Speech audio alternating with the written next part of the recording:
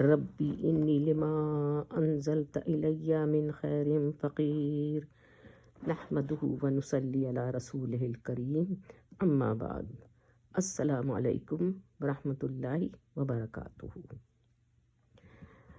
جیسا کہ آپ کو معلوم ہے کہ ہم حکم الراء کر رہے تھے، جس میں ہم تفخیم کر چکے تھے کمپلیٹ۔ ترقیق ہمارا چل رہا تھا، جس میں ترقیق کا بھی کافی پورشن ہو گیا تھا۔ اب ترقیق ہی میں جو پورشن باقی ہے اس کو بھی ہم کمپلیٹ کر لیتے ہیں۔ تو ہم نے ترقیق الراء کی 4 حالتیں کر لی تھیں، تو وہ 4 حالتیں کے بعد میں اب آئیں اب 5ویں حالت پر۔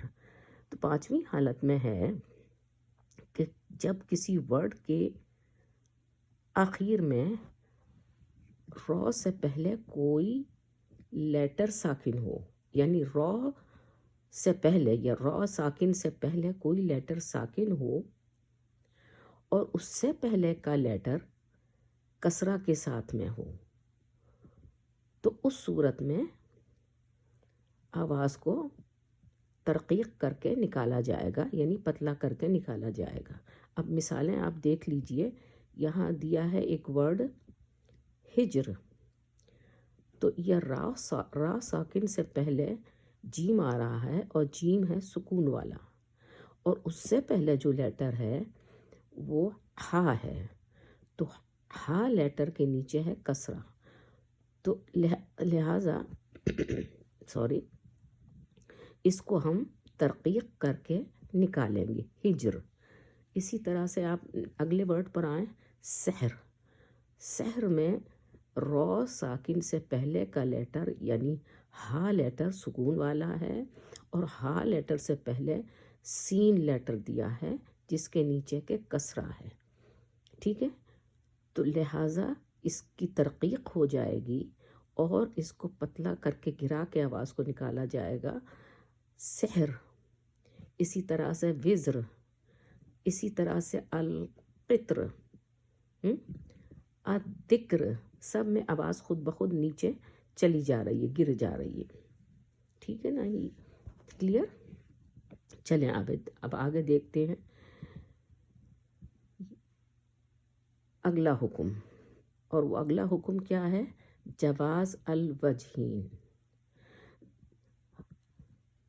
جواز الوجہین کا مطلب ہے، وجہین مطلب وجہ سے، یعنی اکارڈنگ ٹو دا سچویشن، جہاں جیسی سچویشن ہو اس کے مطابق ہم ترقیق یا تفخیم دونوں طریقے سے پڑھ سکتے ہیں، اور یہ جائز ہے۔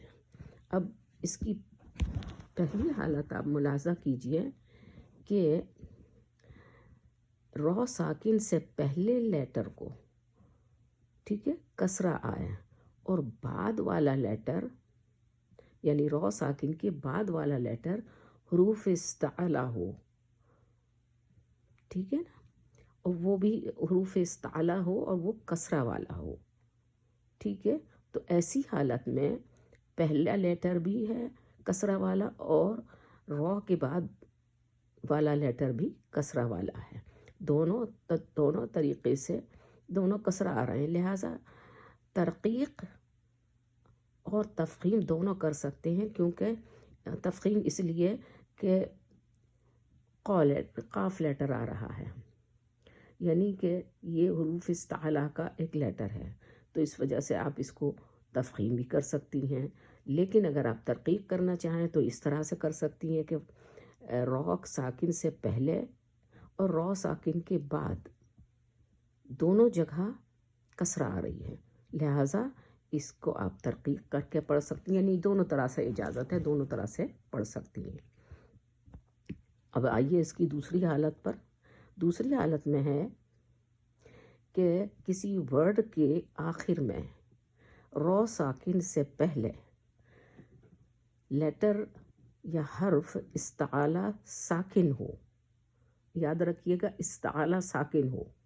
یہاں اوپر والی پہلی حالت میں استعلا متحرک تھا، یعنی اس کے نیچے یا اوپر جو بھی کہیں ہو، یہاں تو نیچے حرکت تھی، اور وہ اوپر بھی ہو سکتی ہے، کوئی ضروری نہیں ہے، بہرحال تو یہ یاد رکھیے گا کہ حروف استعلا ساکن ہو اور اس سے پہلے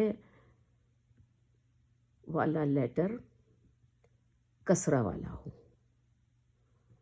تو ایسی صورت میں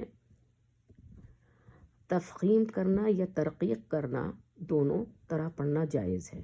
اب آپ یہاں دیکھ لیں کہ مصر، تو را ساکن سے پہلے حروف استعلا صاد ہے اور یہ سکون والا ہے، اور صاد لیٹر سے پہلے میم لیٹر ہے اور وہ کسرہ والا ہے۔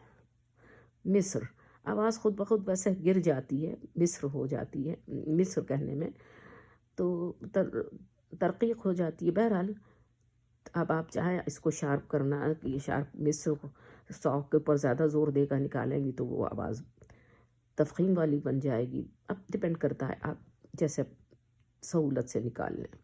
عین القطر، عین القطر، تو یہاں بھی قطر تو لیٹر جو ہے وہ آتا ہے حروف استعلا میں، اور را لیٹر کے بعد یہ تو لیٹر حروف استعلا سکون والا آ رہا ہے، اور اس سے پہلے قاف لیٹر ہے جو کسرہ کے ساتھ آ رہا ہے۔ مرضی آپ کی جس طرح سے چاہے نکال لیں جیسے آپ کو سہولت ہو۔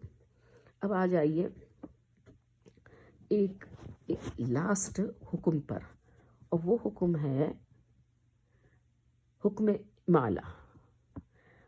امالا کے معنی ہیں آواز کو جھکانا یا گرانا، ٹھیک ہے؟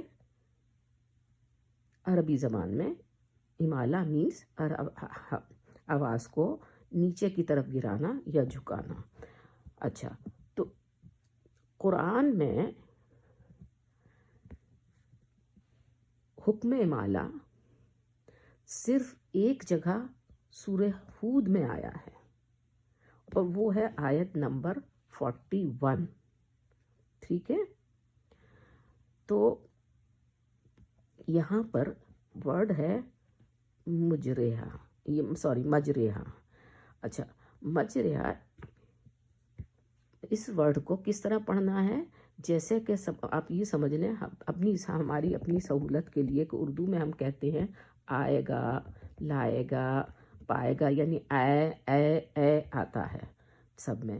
تو اسی طرح جب ہم اس ورڈ کو پڑھیں گے تو پڑھنے میں ہمارا پروننسیشن یا تلفظ جو ہے مجہول ہو جائے گا، یعنی گر جائے گا نیچے کی طرف کو۔ تو کیسے پڑھیں گے ہم اس کو؟ بسم اللہ مجریہا و مرساہا انا ربی لغفور الرحیم، ٹھیک ہے؟ جیسے میں نے ابھی بتلایا تھا کہ اے کی آواز آئے گی تو مجریہا کا پڑھا جائے گا، اس کو یاد رکھیے گا، مجریہا، ٹھیک ہے؟ بسم اللہ مجریہا، مجریہا، بسم اللہ مجریہا و مرساہا انا ربی لغفور الرحیم۔ سمجھ میں آ گئی بات؟ تو ہمیشہ یاد رکھیے گا یہ ایک جگہ ہے، اور اس میں بڑی غلطی ہوتی ہے، لوگ نہیں سمجھ پاتے، لیکن میں یہ آپ کو بتا رہی ہوں کہ اس کو ہمیشہ نیچے گرا کے مجہول کر کے آواز کو نکالنا ہے، اور بسم اللہ مجریہا و مرساہا انا ربی لغفور الرحیم۔ تو آج احکام الرا اس ویڈیو میں الحمدللہ کہ کمپلیٹ ہو گئے، اور میں سمجھتی ہوں کہ یہ آپ کو سمجھ میں آ گئے ہوں گے انشاءاللہ تعالی، کیونکہ میں نے اس کو بہت اچھی طرح سے ایکسپلین کیا ہے تاکہ آپ کو کہیں ڈیفیکلٹی نہ ہو، اور ایگزامپل بھی آپ کے سامنے موجود ہیں جن سے کہ آپ کو سمجھنے میں آسانی ہوگی انشاءاللہ۔ تو اب آپ اپنے مجھے کمنٹ سے آگاہ کیجئے، اور اس کے علاوہ آگے بھی میرے ویڈیوز کو آپ لائک کریں اور فارورڈ کریں، ٹھیک ہے؟ جو کہ آپ کے واسطے بھی اجر و ثواب بنے، آمین۔ اقول قولی ھذا، السلام علیکم ورحمۃ اللہ وبرکاتہ۔